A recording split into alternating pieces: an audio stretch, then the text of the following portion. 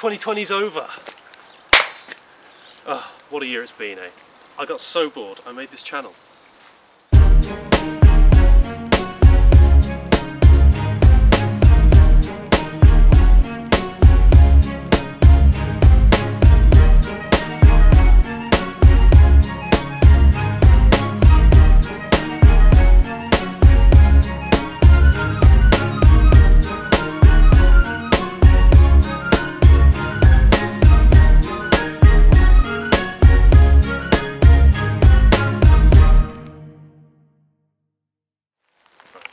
So if you hadn't guessed, this channel's all about the tasty stuff you can find in the UK, foraging. So it'll mostly be about fungi, but some plants and other things as well. Now, you'd assume that there aren't that many mushrooms at this time of year. It's January, pretty chilly.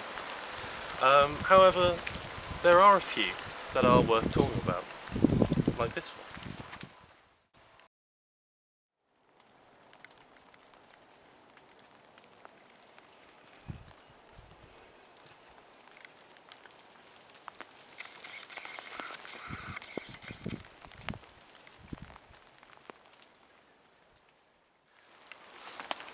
So this is an old dying ash tree that's absolutely riddled with Flammulina velutipes, better known as the velvet shank. And in my opinion, it's one of the tastiest winter mushrooms you get anywhere. So here's a perfect little cluster of mature shanks growing on an elder tree, I think. You can see the bright orange-brown caps, off-white gills, and ringless dark brown velvety stem, which gives them their common name. Shank is another word for leg, if you didn't know, and a lot of mushrooms have leg or shank in their name, referring to the stem. Both the cap and stem start out as this bright orange colour, which makes them very easy to spot on a cold winter's day, even when they're really tiny like this. Their scientific name, Flammulina, means little flame, which is very apt if you ask me.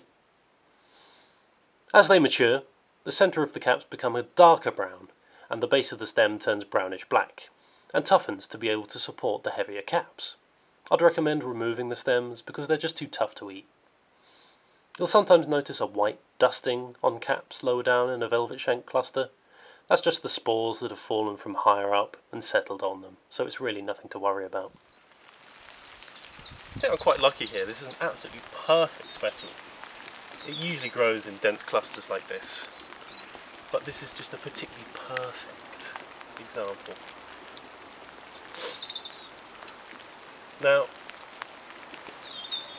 velvet shanks have these slimy caps.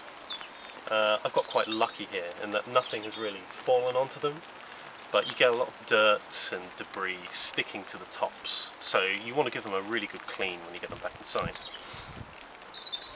They're fantastic in soups and stews. They really keep their flavour well. They're quite sweet, almost, because of their ability to resist frost. I think there must be some kind of sugar in there that works as a kind of antifreeze. But really enormously tasty. You can fry them, as I say, soups and stews are great, and they just add a fantastic flavour to any mixed mushroom dish. And they're fairly common. They're not too fussy. They grow on a lot of different trees, as long as there's wood to rot. You'll find them on stumps and things as well. You'll find velvet shanks growing on all kinds of rotting deciduous wood, from late autumn to early spring, so November to March-ish. Often, they'll fruit several times in a year, so if you're a bit too late, like I was filming these old manky ones, chances are that if you come back in a couple of weeks, there'll be some nice new fresh ones. So there's a couple of species you don't want to confuse with velvet shanks. First off, is the funeral bell. Deadly. It's really important that you're able to recognise the funeral bell. I mean, the clue's in the name, really. They contain similar toxins to the death cap, so it can be fatal if you eat them. These mushrooms have very similar caps to velvet shanks, but their stems are a bit paler and crucially have a small ring, often stained brown by fallen spores. You'll find them on rotting wood from spring to early winter, so there's a chance they'll occur at the same time as velvet shanks. Please, please triple check everything you pick.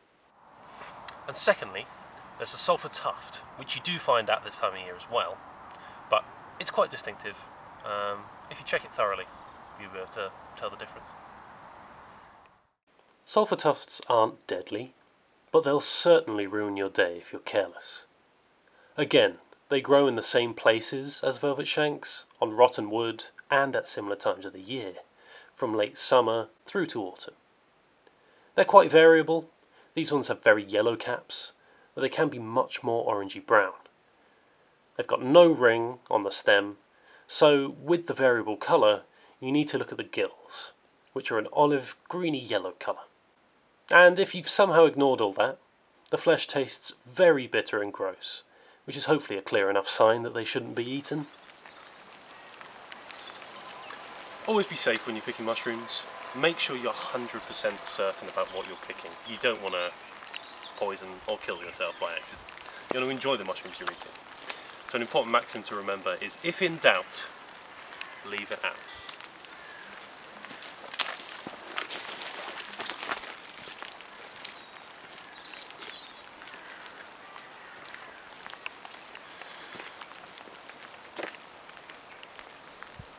Yeah, I pick up my litter.